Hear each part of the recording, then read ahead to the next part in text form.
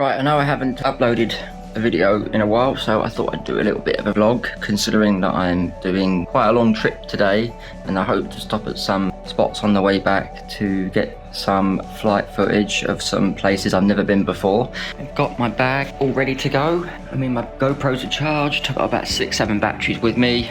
I don't even know why I bought this thing, because it's not even ready yet. It's the Shen Drone Squirt V2.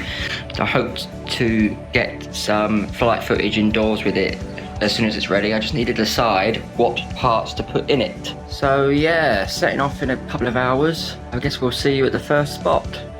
Right, we have got here, and yeah, like I said, I don't have an ND8 ND filter, which is what I probably thought I was going to need today.